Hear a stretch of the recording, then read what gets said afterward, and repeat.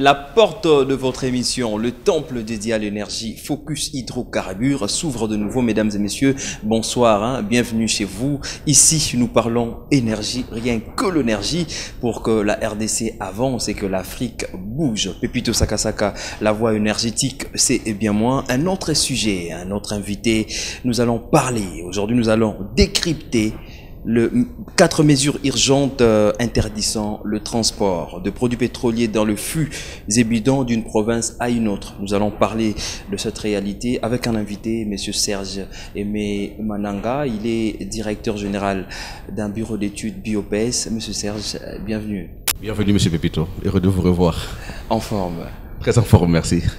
Voilà, nous allons parler, décrypter, analyser, décortiquer ces 4 mesures urgentes qui sont déjà d'une certaine manière d'application. Alors nous allons parler en lingala, en français à Kikongo pour essayer un peu de rappeler, d'orienter, pourquoi pas, pour l'Ikambo Etali Congo, Etali Énergie, Etali Bissonyoso. Alors nous allons retrouver la première rubrique Actu Énergie et nous allons revenir. Focus Hydrocarbures, visibilité du secteur du pétrole et du gaz. C'est un fait inhabituel, l'interception de 5 camions remorques transportant la contrebande du carburant de l'Angola à Kinshasa par la brigade des hydrocarbures dans la nuit du 9 au 10 novembre dernier au poste de Kassangoulou à la hauteur du péage. Cette cargaison en provenance du pays des Joao Lorenzo avec 6 à 7 réservoirs contenant de produits pétroliers est évaluée entre 10 à 15 mètres cubes, une quantité destinée à approvisionner certains dépôts et stations-service de Kinshasa. Cette pratique illicite se conjugue en déjouant souvent la vigilance des agents de services spéciaux érigés à ces postes. Cette marchandise échappe au paiement des droits d'entrée, taxes, contrôle technique sous couvert de la consommation journalière. À cet effet, il a été procédé à l'immobilisation de ces convois sur instruction de la hiérarchie jusqu'à nouvel ordre. Pour rappel, le ministre des hydrocarbures de la RDC avait pris le 6 octobre dernier 4 mesures urgentes interdisant le transport de produits pétroliers dans le flux évident d'une province à une autre où le programme de marquage moléculaire est déjà d'application. À qui appartiennent ces camions remorques transportant frauduleusement du carburant? C'est à la Brigade nationale des suivis du contrôle de marquage moléculaire de produits pétroliers du ministère des hydrocarbures de nous faire la lumière dans le jour qui suit. Focus Hydrocarbures. Du 24 au 25 novembre 2021 se tiendra à Kinshasa DRC Africa Business Forum. Les rendez-vous d'affaires annoncés par les gouvernements congolais par les biais du ministre de l'Industrie au début du mois de novembre avec notamment le chef d'État et des gouvernements de pays africains régionaux autour de l'industrie des batteries électriques, du marché des véhicules électriques et des énergies propres. La RD Congo, présentée à la 26e conférence des Nations Unies sur les climats, tenue à Glasgow au Royaume-Uni, comme pays solution aux problèmes des changements climatiques, veut jouer véritablement son rôle dans le développement de la chaîne de valeur, dans le processus d'extraction, de transformation et d'exportation de ces minerais stratégiques utilisés dans la fabrication de batteries électriques, tant dans les secteurs forestiers que celui des mines. Le pays fournit sur le marché mondial près de 80% du cobalt, matière essentielle pour la fabrication de voitures électriques. D'ici 2025-2030, il y aura une demande de 145 millions de voitures électriques. Le taux de demande de cobalt sur le marché est actuellement situé entre 120 000 et 130 000 tonnes l'an. Et dans 5 ans, il va passer à 250 000 tonnes par an. Allons-nous continuer à exporter nos minerais, cobalt, lithium en état brut? C'est interrogé Julien Paluku, ministre de l'Industrie, qui a annoncé officiellement le 3 novembre la tenue du forum à Kinshasa. Cette rencontre internationale se fixe notamment comme objectif d'améliorer la participation de pays africains dans la chaîne des valeurs de batteries, voitures électriques et énergies propres afin d'impacter significativement les niveaux de vie des Congolais et des ressortissants d'autres pays africains en créant des emplois décents et stables. DRC Africa Business Forum résulte d'une étude menée par la firme BloombergNet dont les résultats seront rendus publics le 22 novembre. Le forum annoncé ouvre la porte à tous les étrangers ainsi que des nationaux disposant des capacités financières capables d'investir dans la chaîne de valeur régionale voulue. Espérons que, à l'issue de ces forums, la RDC aura des éléments nécessaires pour occuper une place importante au bord du train de la transition énergétique qui a déjà quitté la gare. Focus hydrocarbures, visibilité du secteur du pétrole et du gaz. Voilà, aujourd'hui nous parlons décryptage sur les 4 mesures urgentes interdisant le transport de produits pétroliers dans les flux et bidons d'une province à une autre. Mais avant tout, Monsieur Serge, quel est l'état du secteur aval pétrolier de la RDC? L'état de santé? L'état de santé est très mitigé, dès lors que, d'une part, nous avons des lois qui interdisent le transport de produits pétroliers en fûts et bidons, et d'autre part, nous avons une grande contradiction, n'est-ce pas, entre ceux-là qui doivent les appliquer et la loi elle-même. Donc, nous disons que au niveau de l'aval pétrolier dans le moyen de transport, il se pose un petit souci. Mais pour ce qui est de l'importation, nous n'avons pas de problème. Donc, c'est un peu mitigé par rapport au moyen transport. Voilà.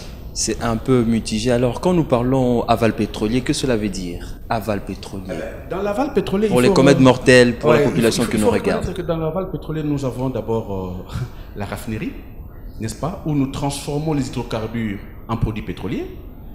Nous avons la commercialisation, nous avons le transport, la distribution et la fourniture. Donc tout ça, ça forme l'aval pétrolier. Et donc voilà. Merci beaucoup pour cet éclairage. Vous êtes de partout, vous suivez cette émission. Je vois là le staff Champagne à Petro Congo, TV Moko Batubele, Poka Kabata, la émission Zoblamamo Énergie. Merci à vous. Et nous allons parler. Monsieur Serge, comment avez-vous accueilli cette décision, ces 4 décisions portant transport de produits pétroliers? Comment vous avez accueilli? Écoutez, Monsieur Pepito, je suis vraiment heureux de vous apprendre et de vous surprendre que lorsque le ministre au mois d'août avait émis cet arrêté, nous étions les premiers à le féliciter, écrire officiellement, parce que il fallait quand même assainir ces secteurs-là. Entre autres, les zones citées, Yachamwanda, Yachamwanda, Lufu et consorts. Et il fallait maintenant des mesures d'accompagnement. Donc, premièrement, nous avions félicité le ministre, c'était une très bonne mesure. Et la deuxième mesure, par rapport à l'interdiction de transport des produits pétroliers en fût, alors là, il se pose un petit souci. Lequel, cette mesure ne vient pas à point nommé au regard de nos habitudes. D'abord, le transport de fût, des produits pétroliers en fût est réglementé. C'est réglementé. C'est réglementé.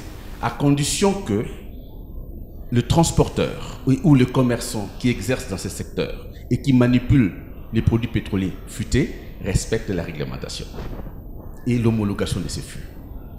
Mais lorsque nous demandons que ces transports soient éradiqués ou qu'on le mette de côté, en ce moment-là, il y a une grande contradiction.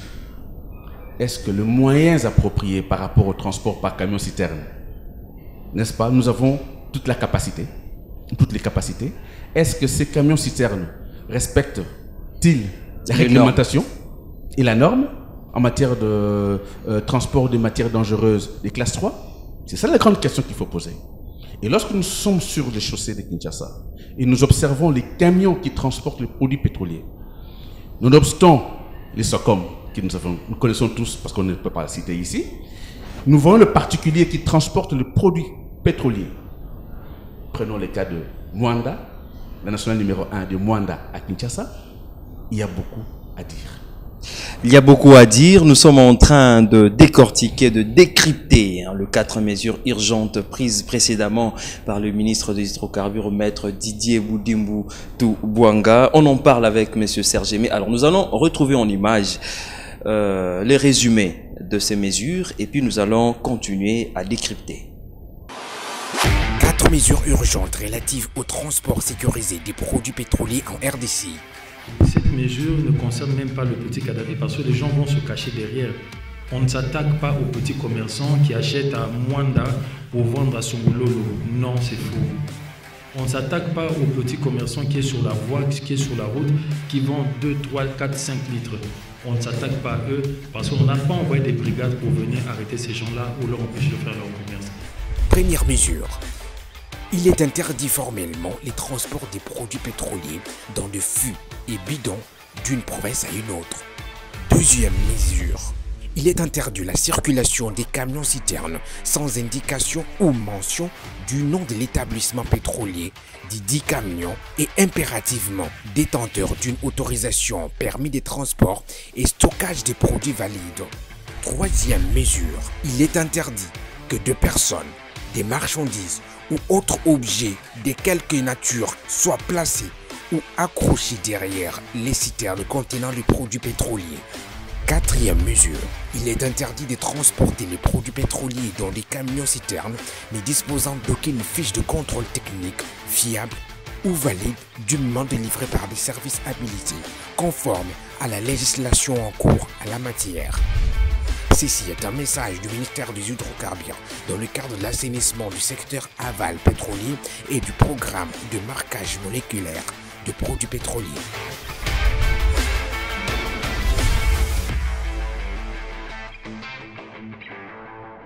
Alors, ces 4 mesures qui jusque-là interpellent, orientent, dérangent aussi beaucoup de personnes, ces mesures sont-elles salvatrices ou asphyxiantes? Ah, là, je crois que ça commence à poser de sérieux problèmes. D'une part, ces mesures sont salvatrices. Pourquoi? Parce que nous allons de remettre de l'ordre dans le secteur du transport. Donc, il y avait un désordre. Il y avait un désordre. Et ça va nous prendre du temps. Comment vous justifiez ces désordres? Tout le monde fait n'importe quoi, sans respecter la réglementation. On prend le produit n'importe où. On prend le produit n'importe où. On vient avec à Kinshasa. Il n'y a aucune charte. On les vend comme on veut. Il n'y a aucune identification de la personne qui a vendu. Il y a le mesure d'emballage, l'homologation n'est pas respectée. N'importe qui peut transporter un camion citerne. Il a une quittance qu'il a obtenue au niveau de la division des hydrocarbures. Il a la permission de faire le commerce de produits pétroliers de 0 à 10 mètres cubes. Il va à Loufou, bref, il peut le faire sans respecter la réglementation et la norme. Là, en tout cas, monsieur, ça ne marche pas. Et dans le transport de ces produits pétroliers, vous mélangez les produits pétroliers et les autres articles. Imaginez. Comme on a vu récemment le cas des accidents. En Banzangungu. Monsieur le Président est allé enterrer 30 vies humaines, 30 personnes. Un bus qui transporte et les personnes, le passager, et le produit pétrolier, et les produits alimentaires et les produits pétroliers. Bah, écoutez, entre nous soit dit, est-ce que réellement il y a un service aux frontières pour surveiller et interdire? Voilà le premier problème. Donc, il faut serrer, n'est-ce pas, interdire d'abord en amont et recycler ces gens-là. Une mesure salvatrice aussi. Salvatrice, voilà. En quoi est-elle asphyxiante? Non mais écoutez, le commun des mortels vivent de ce commerce. Dès lors que nous interdisons, n'est-ce pas, les opérateurs pétroliers qui sont dans cette fourchette-là, nous devons maintenant mettre à leur disposition, n'est-ce pas, des moyens de transport appropriés, attention, qui respectent la réglementation ADER internationale dans le transport de matières dangereuses de classe 3. Et si ces moyens de transport ne sont pas disponibles, là, il ne faudrait pas taper fort. Voilà, vous le dites d'ailleurs. Donc si nous ne sommes pas à mesure d'accompagner ces opérateurs pétroliers, je ne pense pas qu'il serait meilleur ou mieux de prendre des décisions qui peuvent asphyxier, économiquement parlant, parce que ces gens-là ne vivent que de ces commerces. D'ailleurs, ils ont obtenu ce qu'on appelle le droit officiellement auprès de la division urbaine des hydrocarbures. Voyez-vous? Donc, c'est un peu mitigé. Alors, nous avons suivi, juste à la veille de la publication de ces mesures, les habitants de Mwanda, on a souhaité tout le monde à Lingala, Kitoko, réagissaki rapidement. Aussitôt ministre a qui mesure Oyo, Mwanda, précisément na Yash, réagissaki tina niveau à territoire, réaction na bango yo mona ki ondeni. Est-ce que ils ont une expression en démocratie ou bien yo yamba ki ondeni? Écoutez, d'abord ils ont droit na bango ba bako revendiquer. ba vivaka na musala wana na kopo wana na kopo wana to bango na ndinga ba congolais hein ba mesenaka na kopo wana ngai na ke na mwanda mbala liboso na vina nga na 2002 na moni yachi wana mais écoutez soko bomi bango le 200 ou 300 commerçants mais écoutez soko bomi bango musala wana ya lokola neti au privé oxygène. Une partie à mwanda ba ba suko ça musala. Mais bango oxygène. N'est-ce pas? Parce que ba ke na musala mbisité. Bango musala na bango yango wana. Mais il fallait pas ça la nini. Il fallait qui tant le ministre alingi ko joie décision wana, il faut déjà préparer ba mesure d'encadrement. Comment est-ce que nous allons protéger ces commerçants qui payent leurs taxes? Ba yé ba faut ta taxe. Parce que au na moment na bureau ya division ya urbaine ya ceux qui y a hydrocarbures et zakuna. Donc ça veut dire ils allaient autoriser pas ça la musala wana. Mais tant il y a bekisi activité wana, il faut qu'on y a tchaki en contrepartie pour na protéger ba concitoyens na biso, n'est-ce pas? Bah c'est l'activité wana. Bon, na koko ma ici quand on a to réfléchir na ba mesure d'accompagnement kasi ndenge bandeko basala ra musala wana nde to benga ra bango na ville à Kinshasa ba Kadhafi.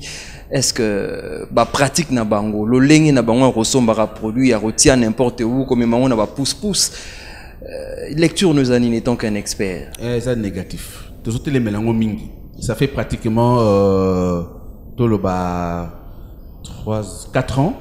Na bandi kotangi sa makamba pétrole parce que nous avons une activité mususu. Nous avons côté les mélanges kamboana. Na manipulation il y a produits pétroliers et surtout tant que vous allez na emballage divisionnaire le quoi là bas fût, bas touri, bas tout. Écoutez, tant que tout ça qu'on manipule produits pétroliers, photo yeba et l'eau qu'on y mibeko. Et lobby. Mais ce qui est na terrain, autant là ici quand bazo manipuler produits pétroliers, je crois que même mutu oyo azana notion moko ya muke. Il y a hygiène, sécurité, environnement. À côté de Mexicains pendant 20 minutes. Tant aux va bon expliquer la réalité. Bazola taba équipement et propriété. Bossa la ka produit pétrolier na terrain toujours kaya. N'est-ce pas? Bozali protéger à tamukete. Donc bozo ko respecter normes mon côté réglementation mon côté. Bozali exposer bino moko na danger. Boye biango mais bozo ta mesure mon côté. Tala boye. Tant bozo ko tanda ba fu. Bouchon na bino za na positioning. Modèle à quoi futé ba ko ya ko tia ko disposer ko placer ba fu. Il faut boucher tala kalikolo. Ce qui bouchonne kangami mamute et que boucher ça na niveau ya C. Et ko sa nini? Produire ko sa nini ibana ko tanga. Bochango na conditionnement nini à ciel ouvert mais tant on les a kobeta to moye leki makasi et que température o esengeli et gérer produit to ba na lingala température esengeli gérer produit to bien en français le point est clair et les cani mais écoutez et produit nyonso azana seuil na ye o ya ndimaka à supporter chaleur ce qui est les cani motepeli ce qui est bisika wana okuta instincteur te Ezalité. Donc, Nzambe kaka. Ameno. Nzambe kaka, ameno, bandeko nangai, carburant ezamaïté. Quand on manipule le produit pétrolier, il faudrait de la connaissance, il faudrait respecter les normes. Voilà pourquoi cette émission existe. C'est pour éveiller la conscience de vous, chers Congolais, chers Africains, face aux réalités liées au secteur énergétique. Bon, nous parlons avec Monsieur Serge. Nous sommes en train de décrypter le 4 mesures urgentes aux Bozomo en Asimanabiso. 4 mesures urgentes qui est dictée ou promulguée par le ministre des Hydrocarbures. Nous sommes en train d'en parler. Alors, avant de continuer confortablement, nous allons retrouver une autre rubrique où nous apprenons le mot concept utilisé dans le secteur énergétique, mon lexique. Focus hydrocarbures, visibilité du secteur du pétrole et du gaz. Pipeline, nom masculin, domaine, pétrole et gaz, transport. Par définition, le pipeline est une canalisation pour les transports des fluides. Les pipelines spécialisés peuvent être appelés oléoducs, gazoducs.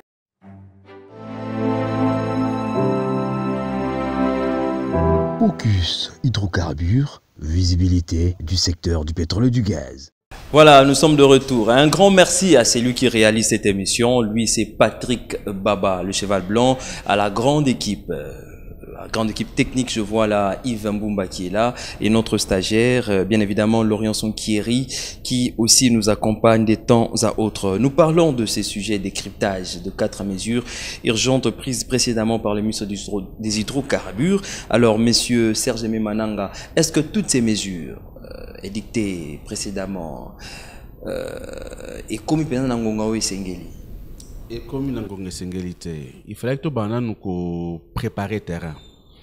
Total la mentalité na habitude de congolais.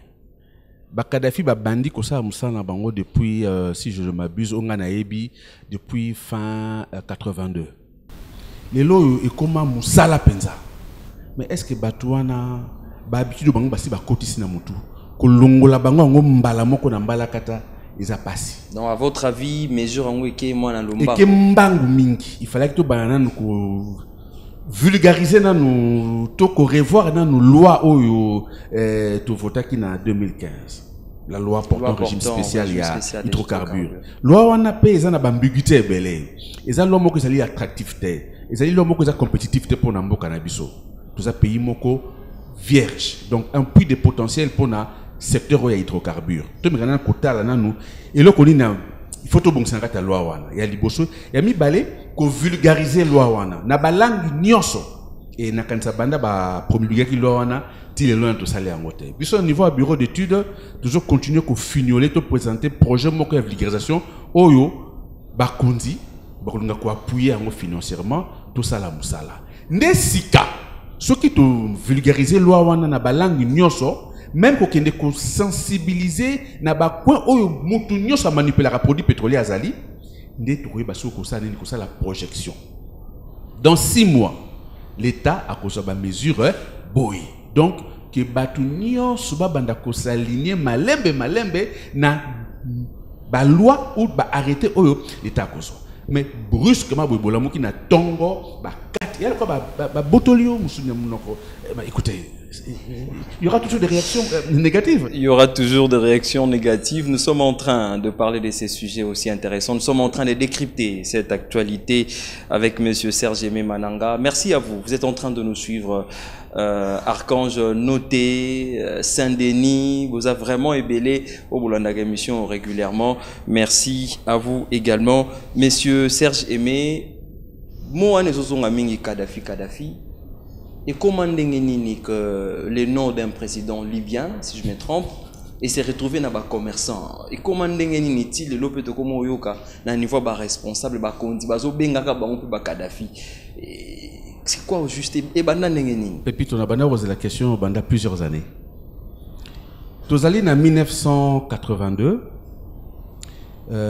président libyen fin 82 a attaqué Tchad. Bazoué la bande d'Aouzou, dans le nord, il y a Tchad.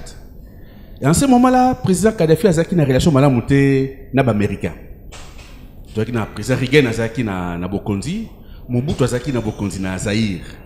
Et en 83, Zaïre est indi contingent, il y a 311e bataillon, il y a CETA, kuna na tout ce qui a comme troupe aéroportée, pour soutenir Hissène Habré.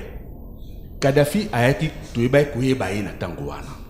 qu'il y a un président africain au nom de Kadhafi qui est pétrolier. Et d'ailleurs, pour votre gouvernement, pétrole, il y a Libye.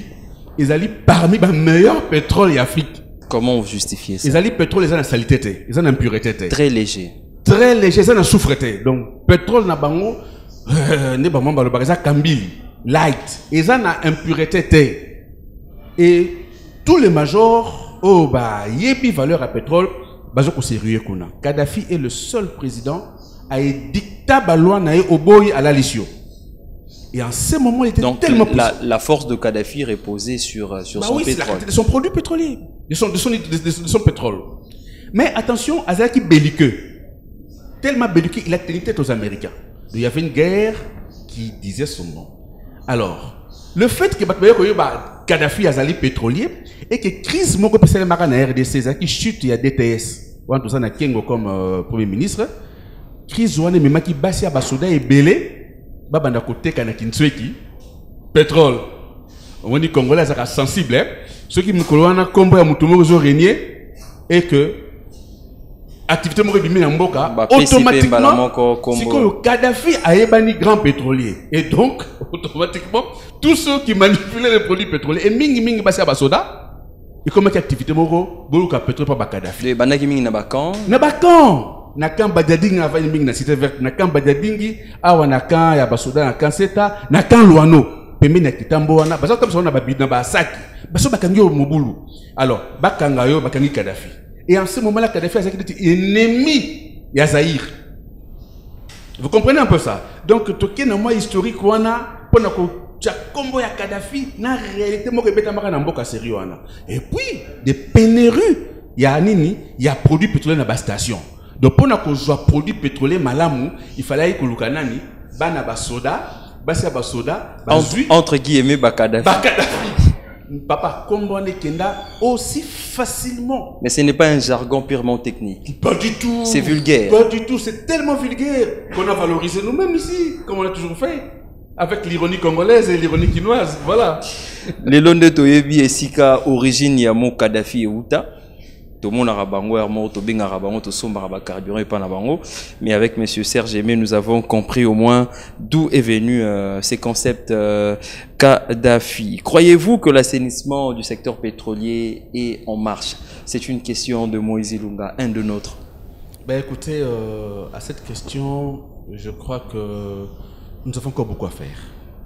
C'est un secteur où il y a un laisser-aller. Il faudrait vraiment une tripartite ou des réunions paritaires entre l'autorité de la tutelle et évidemment ceux qui sont dans le secteur pour amener à mettre tout le monde sur le diapason. N'est-ce pas? Il faut des chartes pour que ceux qui sont des importateurs, de fournisseurs, des traders, les SOCOM et voir les GENAPEP puissent respecter, n'est-ce pas, une charte et où la loi est dictée. Donc c'est un secteur en devenir.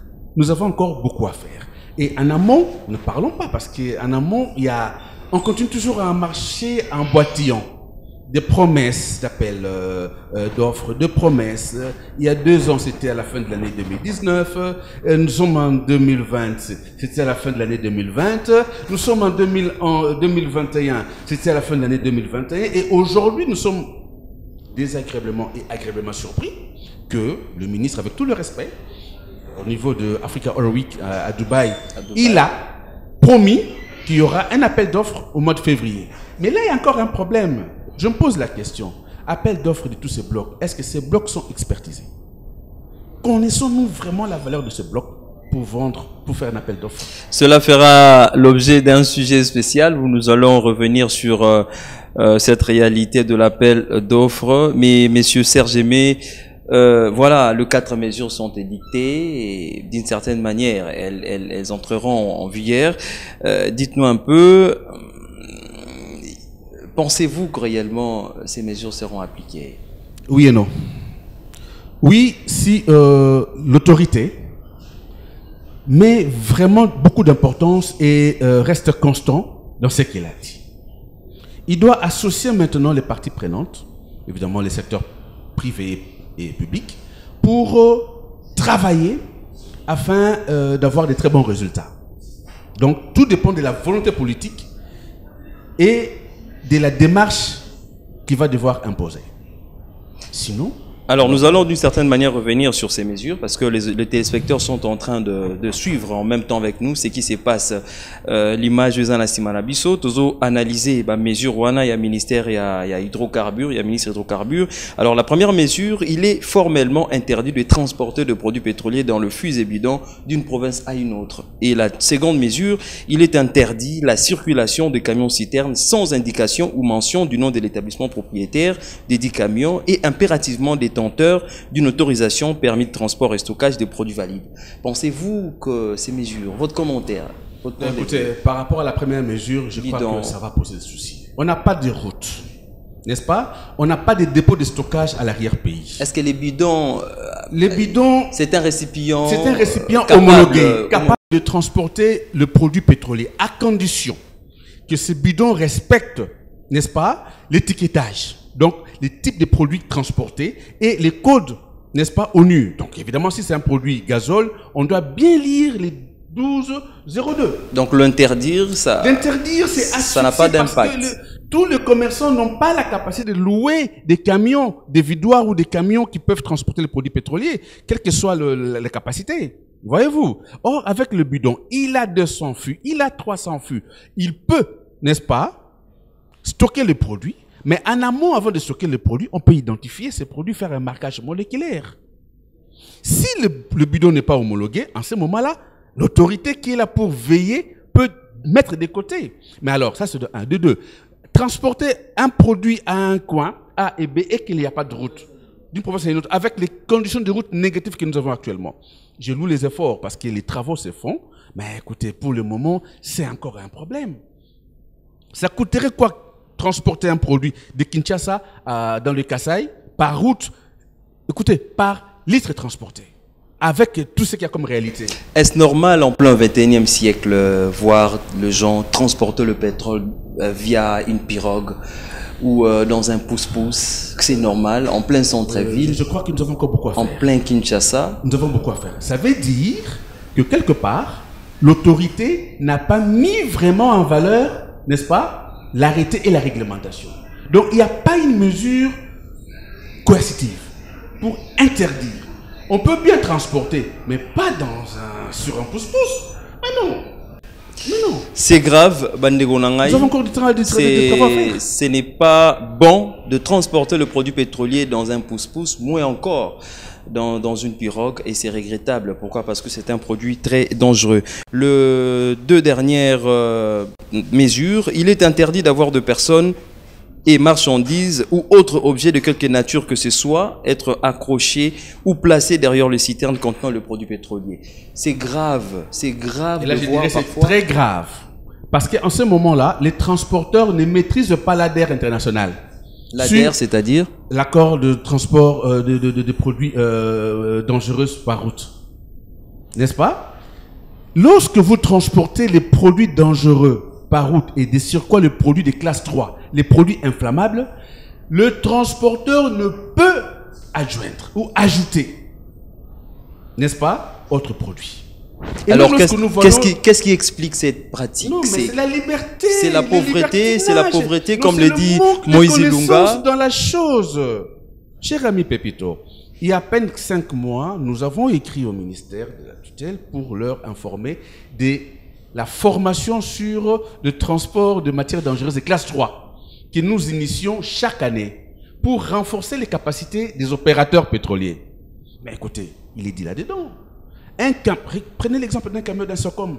Est-ce qu'un camion de Socom, vous avez déjà vu un bidon de surplus sur la citerne? Pas du tout. C'est grave, c'est une réalité qui nous dérange. Alors la dernière mesure, il est interdit des transporteurs de produits pétroliers dans le camion citerne ne disposant pas d'une fiche contrôle technique viable. Super, j'applaudis. Et là, l'autorité a touché. Mais j'ai dit, l'autorité était aussi hésitant. Il ne doit pas être hésitant. C'est lui l'autorité qui régule. Donc, Nalinga Balobaraso a ici n'a pas mesure d'accompagnement. Que dit l'ADER international sur le thème des classes 3? Le conducteur qui transporte les produits pétroliers doit être impérativement formé et détenteur d'un certificat. Autobengarabiso à brevet. Il faut avoir matière à zokumba lokola yo tanga classe à pétrole. Le conducteur faut zanakata mutuka na fiche technique na makambu nyonso ya mutuka na produit à kumbi. Et surtout camion wana il faut la bien identifier. On doit lire, n'est-ce pas, que mutuka oyo et kumbi gazole. Mutuka oyo et kumbi kérosène. Aujourd'hui, bana toujours tangi ça toujours formé par la renforcement de capacité. Soka matina mutuka ebi chauffeur vous a musika mutuka oyo et kumbi pétrole, et kumbi kérosène. Oh, oyo bien ngondingini. L'étudiant ou la personne a automatiquement lu l'étiquette, le code orange. Le pictogramme. Le pictogramme. Les indications. Il y a le code orange, la plaque orange qui est là, qui identifie le produit transporté. Tout ça, il faut batouana baye bayango. Na beteli bakonzima boko parce qu'ils ont vraiment touché là où il fallait toucher. Bakonzi, ils ont vraiment touché là où il fallait toucher, lentement et sûrement. Nous tendons vers la fin de cette belle émission. Certainement, nous allons revenir autour de ce même sujet. Nous allons encore une fois décrypter pour Congolais Nyonso, comprendre. C'est aussi une façon pour nous de vulgariser, de parler de ces secteurs autrement. Merci à Davin Nzimbu qui nous suit régulièrement, Ruth Sakasaka, Mira Sakasaka, à tous les nôtres qui nous accompagnent, qui nous soutiennent. Nous sommes de cœur avec vous. Nous allons parler énergie, rien qu'énergie. Pour pour que le pays se développe. Monsieur Serge, vous êtes responsable d'un bureau d'études. Vous existez depuis combien de temps? Quelles sont vos activités? Merci beaucoup. Nous sommes responsables du bureau d'études Oil Progress, SRL. Nous sommes officiellement depuis 2019, donc pratiquement 3 ans. Et comme activité ou comme mission, nous sommes là nous travaillons pour l'émergence des secteurs des hydrocarbures, les énergies fossiles, les énergies renouvelables, développement. Nous travaillons dans la faisabilité des projets, n'est-ce pas, ayant trait aux énergies fossiles, le pétrole et les gaz. Et nous élaborons de projets pour l'optimisation des activités de l'aval et de l'amont pétrolier. Donc nous faisons office de conseil, n'est-ce pas, auprès des entrepreneurs, des autorités, pour essayer un peu d'amener les choses à bien, comme nous le faisons maintenant, n'est-ce pas? Et comme activité, nous sommes dans le forage d'eau, les séminaires de renforcement des capacités, les séminaires de formation, les élaborations de business plans dans tous les secteurs qu'on peut imaginer, les études de faisabilité, les forums, conférences, la main-d'œuvre et le recrutement aussi. Voilà. Alors, un avant-goût par rapport à l'activité que vous projetez en 2022? Ah oui, le bureau d'études, toujours dans la vision d'apporter un plus, nous organisons en date du 22 janvier 2022 une formation sur le Oil Trading Documents and Procedure Transaction. C'est une formation qui va permettre à tous les stagiaires de développer des compétences dans le Oil Trading Documents. C'est-à-dire importation et exportation de produits pétroliers. Terme ayant trait à l'importation et aux procédures, n'est-ce pas, dans le système de transaction bancaire des produits pétroliers. En tout cas, ça va donner de la valeur ajoutée à ceux-là qui sont économistes, gestionnaires, bref, pas seulement les pétroliers, mais tous ceux qui sont dans le secteur de l'économie et qui peuvent aujourd'hui avoir des ouvertures auprès des banques, auprès des GNP, auprès des SOCOM, bref, tous ceux qui manipulent les traders et les fournisseurs. Donc, il y a une porte ouverte pour eux. Pourquoi? Parce qu'ils auront acquis une certaine compétence et développé une certaine compétence qu'ils n'ont pas actuellement. Donc, c'est encore une ouverture afin que demain, ils aient l'opportunité d'aller travailler auprès des banques et tous ceux qui sont dans les activités pétrolières. Voilà, nous allons écouter cette réaction de Teddy Tendai. Il est le responsable des commerçants des Kadhafi, entre guillemets, de Mwanda. Et on va se retrouver pour un petit commentaire. Merci beaucoup pour votre question. Comment le petit commerçant arrive-t-il à s'adapter sur terrain par rapport aux différentes mesures qui ont été prises par le ministre ayant les hydrocarbures dans ses attributions, lesquelles mesures interdisent le transport des produits d'une province à une autre, des produits en fût d'une province à une autre. Merci beaucoup, cher ami. Les petits commerçants, ils sont là, ils se sont adaptés à cette mesure-là. Mais moi, je pense que loin de moi l'idée d'accuser aujourd'hui, à travers cet audio, les ministres par rapport aux différentes mesures. Mais ce qui est sûr est que, quand bien même le ministre avait donné la date, c'était la date du 6 octobre, que cette mesure devait déjà entrer en application. Jusqu'aujourd'hui, cette mesure-là n'est pas encore d'application. Et parce que la mesure n'est pas d'application, nous continuons quand même à travailler avec les quantités minables que nous amenons à Kinshasa. Mais ce qui est vrai actuellement est qu'il y a un phénomène que nous n'arrivons pas, nous autres, à comprendre. C'est que actuellement, quand vous faites les calculs du prix d'achat des produits d'ensu, des produits de carburant ici à Mwanda, augmenteur de charges, c'est-à-dire le transport et la douane, le prix de revient auquel vous faites parvenir un fût à Kinshasa, vous vous rendez compte que autant mieux acheter sur place que venir acheter à Mwanda. Kinshasa est plein de produits pétroliers qui viennent de je ne sais où. C'est comme ça qu'au niveau du Congo central, tous les petits commerçants ont préféré se ravitailler sur place pour ramener soit à Kikwit, dans le Bandundu, soit à Chikapa, soit à Mbujimai, soit à Sankuru, qui est venu se ravitailler à Mwanda. Voilà, Teddy Tendai n'est pas contre les mesures édictées par le ministre des Hydrocarbures, mais il pense que cette mesure aura du mal à être d'application. Votre réaction? Il n'a pas tort. Il n'a pas tort. D'abord, M. Tendai est dans cette activité depuis. Salutations là où il est. Donc, il comprend très bien les réalités sur le terrain. Donc, il est d'office conseiller. Il fait d'office conseil auprès des autorités de la tutelle. Et donc, avant de prendre des mesures comme ça, je crois qu'il fallait quand même approcher ces genres de personnalités pour voir comment étudier. Mais moi, je dirais, si aujourd'hui le ministre de la tutelle des hydrocarbures peut imaginer créer des free zones partout où il a arrêté. Là, nous sommes déjà dans des orientations. Dans des orientations. Il crée des free zones avec des systèmes de guichets uniques où on peut identifier tout ce qui entre, tout ce qui sort. Et même le marquage moléculaire peut se faire là-dedans. Écoutez, un free zone de plus de 3000 mètres carrés, c'est rien pour le gouvernement congolais.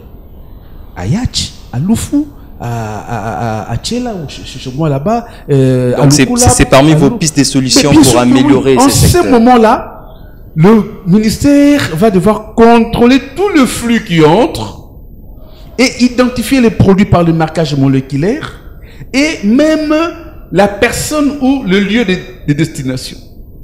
Et les camions qui transportent le produit pétrolier sera identifié. Et attention, à ce moment-là, la mesure telle que le camion ne peut transporter que le produit qui a été enregistré avant la sortie du free zone.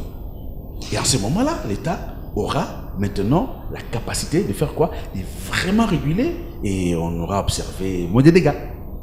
On aura observé moins de dégâts, dixit messieurs Serge Aimé Mananga, il est directeur de bureau d'études BioPS. Nous allons retrouver, avant de séparer cette rubrique que vous aimez tant, découverte. Cette fois-là, vous allez découvrir une entreprise qui évolue dans le secteur aval pétrolier, dans la logistique, l'Erexcom Petroleum. Focus hydrocarbures, visibilité du secteur du pétrole et du gaz. Découverte. Le DIA pour la recherche, l'exploitation et la commercialisation de produits pétroliers, l'Erexcom Petroleum, est une entreprise de stockage et logistique pétrolière pour la partie ouest de la RDC. Basée à Kinshasa et à Matadi, cette initiative est l'œuvre de l'opérateur économique Jean Lengo Diandinga. Son terminal basé à Matadi a été inauguré le lundi 20 novembre 2017 ayant une superficie de 8810 mètres carrés. L'Erexcom Petroleum est le fruit d'une vision sculptée par un homme qui croit au potentiel africain, croit au Congo, qui a osé et son rêve est devenu réalité. Elle consiste à organiser le stockage, le transport ainsi que la distribution des hydrocarbures finis.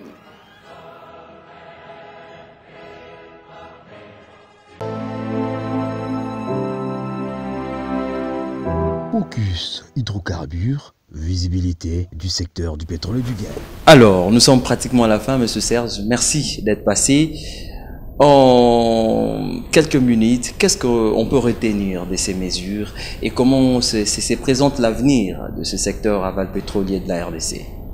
D'abord, au départ, il faut quand même applaudir le courage que le ministre a émis. Il faut commencer quelque part. Je suis pour et des mesures d'orientation. Par rapport à l'avenir, je crois qu'il faut beaucoup de volonté politique. Tout a été dit. Les textes sont là, c'est l'application. Voilà. C'est l'application. C'est l'application qui fait défaut, pas seulement pour la RDC, mais pour d'autres pays de l'Afrique. Alors, nous espérons que cette émission, ça sera une occasion pour ceux qui nous suivent, pour les autorités qui nous suivent, pour la population également, de comprendre, de sceller certaines réalités. Nous voulons que la RDC décolle, nous voulons que la RDC se développe. Alors, il n'y a pas de développement sans énergie. Nous sommes pratiquement à la fin. Merci à vous, vous êtes habitués à nous suivre. Le temple se ferme là. On se retrouve la semaine prochaine avec le même plaisir et la joie. Énergie, rien que l'énergie. Au revoir.